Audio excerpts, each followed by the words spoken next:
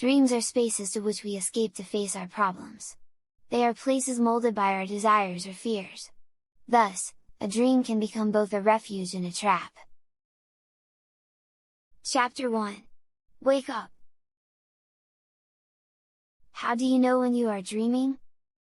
Because in the dream world, nothing makes sense. But does everything in the real world make sense? 1 second you are a child and the next, what was disappears, what will be is denied you. And what are you left with? The present, which is never enough. I have no idea where I am or how I got here.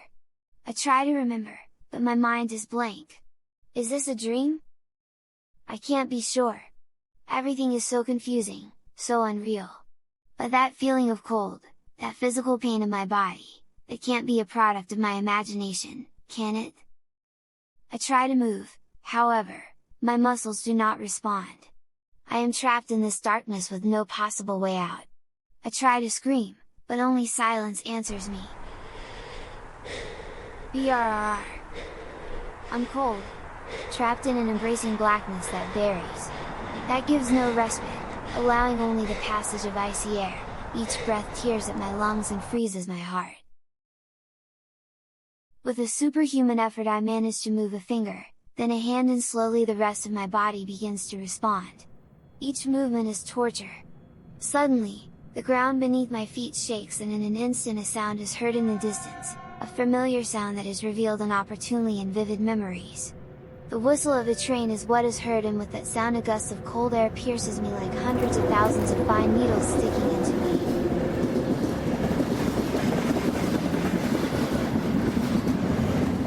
The noise slowly ceases, as the wheels lose speed on the rails, and with it also the noise of its passage over the ground.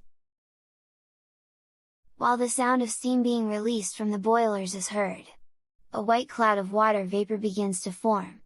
It rises like a dragon from ancient tales, ascending in a capricious dance until it is lost in the distance. At that moment when it reaches its maximum height, a gust of light falls like hail, breaking the glass of an old stained glass window, blinding me for a few moments. As the light becomes clearer and more defined, I can glimpse that I was never alone, that I am among a sea of people inside an old train station. People so different from each other, coming from different worlds, different ages and times. Children and adults from the Middle Ages to people dressed in clothes that seem to come from a distant future. However, no one seems to notice the presence of the other. The train whistle sounds again, and people start to get on the cars, as do I. With a slow step, full of surprise and fear, I walk through the train cars. The passengers, absorbed in their own worlds, seem to ignore everything else. As I move, what I leave behind fades into darkness. The whistle of the train resounds, marking the beginning of an unknown journey. The train shakes as it starts, its engines snort and the wheels creak on the rails. I take a seat in the first unoccupied seat next to a window that does not let in light. I run my hand over it, trying to see beyond, but I only find emptiness, and the cold of the glass permeates my skin. What is your story? A deep and resonant voice startles me, echoing in my heart. Everyone as one, the voice insists, as I search for its source in the reflection of the window. I stammer, as my voice fades with each word I release, and my mind struggles to comprehend what is happening. Who are you? I ask, trembling at the thought of facing the owner of that ominous voice. My little one, despite your youth I am sure you intuit who I am. And you also know where we are going, the voice continues, evoking every fear I have known in my short life. You should not be afraid. In the end, everyone finds me. Does that mean that you are? My words are lost, afraid to verbalize the encounter with the inevitable. Let's get back to what's important. What's your story? The voice rumbles, almost painful in its intensity. I really don't know. I stutter, overwhelmed by fear. The constant rhythm of the train wheels mixes with the beating of my heart.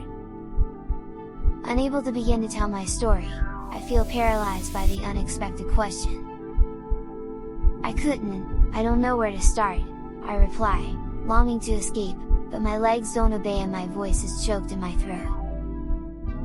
From the beginning, as always.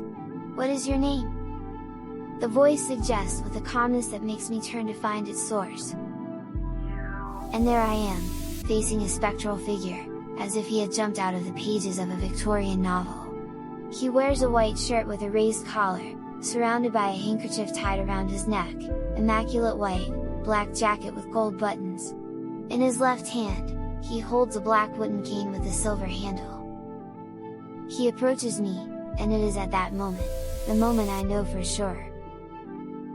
His gaze hypnotizes and subdues me, two deep, black pits, absorbing like eyes, capturing everything around him.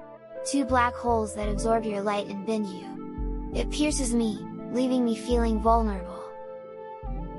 My name, I murmur, still consumed by fear, hoping that all this is just a dream.